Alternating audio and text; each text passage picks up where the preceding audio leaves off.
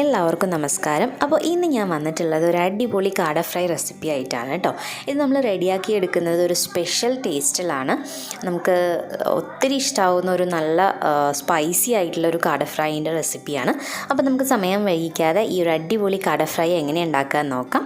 അപ്പോൾ അതിന് വേണ്ടിയിട്ട് ഞാനിവിടെ ഒരു 4 ചെറിയ കാടക്കോഴിയാണ് കേട്ടോ. അപ്പോൾ അതുകൊണ്ട് ഞാൻ പീസാക്കിയിട്ടൊന്നുമില്ല, അങ്ങനെ തന്നെ നല്ലതായിട്ട് ക്ലീൻ ചെയ്തിട്ട് എടുക്കുകയാണ് ചെയ്തിട്ടുള്ളത്. അപ്പോൾ അതിൽ ആവശ്യത്തിന് ഉപ്പ്, പിന്നെ ഇഞ്ചി വെളുത്തുള്ളി ജസ്റ്റ് ഒന്ന് ചതച്ചെടുത്തതും കൂടിയും ചേർക്കുന്നുണ്ട്. അതുപോലെ ഒരു നാരങ്ങയുടെ നീര് പിഴിഞ്ഞൊഴിക്കുക.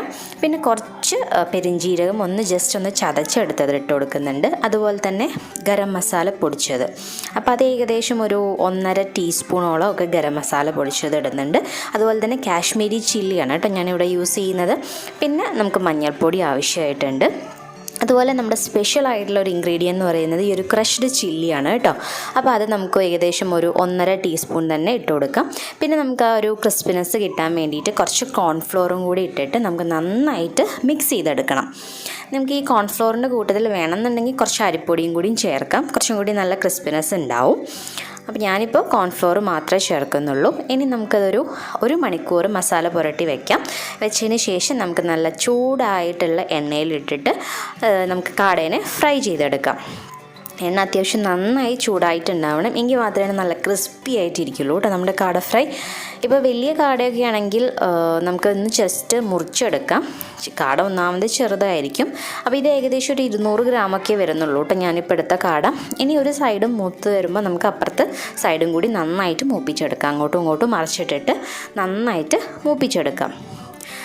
കുറച്ചൊന്ന് നല്ലോണം എണ്ണ ചൂടായി കഴിഞ്ഞാൽ പിന്നെ ഒന്ന് സിമ്മിലേക്ക് ഇട്ടിട്ട് നമുക്ക് മൂപ്പിച്ചെടുക്കാം കേട്ടോ. കരിയാൻ പാടില്ല, കരിഞ്ഞു കഴിഞ്ഞാൽ നമുക്ക് ആ ഒരു ടേസ്റ്റ് കിട്ടില്ല. അപ്പോൾ ഇനി അങ്ങോട്ടും ഇങ്ങോട്ടും തിരിച്ചിട്ടിട്ട് കുറച്ച് സമയം മൂപ്പിച്ചെടുക്കാം. അപ്പോൾ അതാ നമ്മുടെ കാട ഫ്രൈ ഇവിടെ റെഡി ആയിട്ടുണ്ട്. ഇനി ഞാനത് പ്ലേറ്റിലേക്ക് സെർവ് ചെയ്യാണ്. പിന്നെ ഒരു കാര്യം പറയാൻ വിട്ടുപോയി, ഞാനതിൽ ജസ്റ്റ് കുറച്ചൊരു റെഡ് കളറും കൂടി ആഡ് ചെയ്തിട്ടുണ്ട്. ഫോട്ടോ എടുക്കുമ്പോൾ ഒരു ഭംഗിക്ക് വേണ്ടിയിട്ടാണ് കേട്ടോ റെഡ് കളർ ആഡ് ചെയ്തിട്ടുള്ളത്. അപ്പോൾ അതാ നമ്മുടെ കാട ഫ്രൈ ഫുള്ള് ഇതാ റെഡി ആയിട്ടുണ്ട്. കണ്ടില്ലേ, നല്ല ഭംഗിയുണ്ട്, നല്ല ക്രിസ്പിയാണ്. നമുക്കിങ്ങനെ പൊട്ടിച്ചെടുക്കാനുള്ള പാകത്തിനാണ്. അപ്പോൾ അതാ നമ്മുടെ കാട ഫ്രൈ ഇവിടെ റെഡി ആയിട്ടിരിക്കുന്നുണ്ട്. അപ്പൊ ഞങ്ങളിത് ടേസ്റ്റ് നോക്കാൻ പോവാണ് കേട്ടോ. ഉപ്പിട്ട് എന്താ റെഡി ആയിട്ടിരിക്കുന്നുണ്ട്. ഇതെന്താ കൂട്ടാ? കാടത്തി. അപ്പൊ എന്തായാലും നമുക്ക് ടേസ്റ്റ് ചെയ്ത് നോക്കാം അല്ലെ.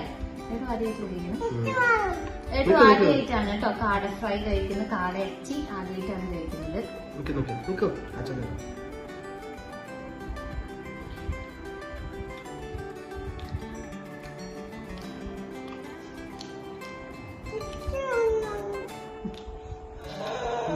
കുഴപ്പമൊന്നുമില്ല, സാധാ ചിക്കൻ പോലെ തന്നെ അല്ല ഇത് കുറച്ച് ക്രിസ്പി ആയിരുന്നു. നമ്മള് ക്രിസ്പി ആക്കി വരത്തില്ല, നമ്മൾ കോൺഫ്ലോർ ഒക്കെ ഇട്ടുകൊണ്ട് നല്ല ക്രിസ്പി ആയിട്ടുണ്ട്. ഇനി ഇതിൽ വേണമെന്നുണ്ടെങ്കിൽ നമുക്ക് കുറച്ച് അരിപ്പൊടിയും കൂടി ചേർക്കാം. നമ്മള് ആപ്പത്തിനും ഇടിയപ്പത്തിനും ഒക്കെ എടുക്കുന്നില്ലേ നല്ല നൈസ് ആയിട്ടുള്ള പൊടി. അപ്പൊ അത് വേണമെങ്കിൽ നമുക്ക് കോൺഫ്ലോറിന്റെ കൂടെ ചേർക്കാം കേട്ടോ. ശരിയും നിൽക്കുന്നില്ലേ. അപ്പൊ ഞാൻ ജസ്റ്റ് ഒന്ന് ടേസ്റ്റ് ചെയ്ത് നോക്കട്ടെ.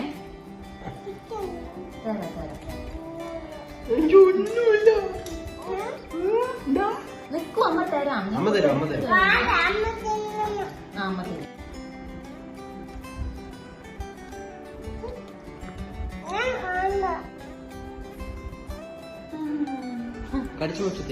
അപ്പൊ എന്തായാലും നല്ല ടേസ്റ്റ് ഉണ്ട് കേട്ടോ. അപ്പൊ നിങ്ങക്ക് കാട കിട്ടുകയാണെങ്കിൽ ഇങ്ങനെ ഒന്ന് ചെയ്ത് നോക്കാം അല്ലേ.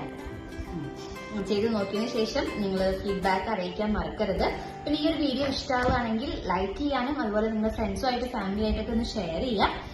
അപ്പൊ വീണ്ടും നമുക്ക് മറ്റൊരു നല്ലൊരു വീഡിയോ ആയിട്ട് കാണാം. അതുവരേക്കും എല്ലാവർക്കും ടാറ്റാ.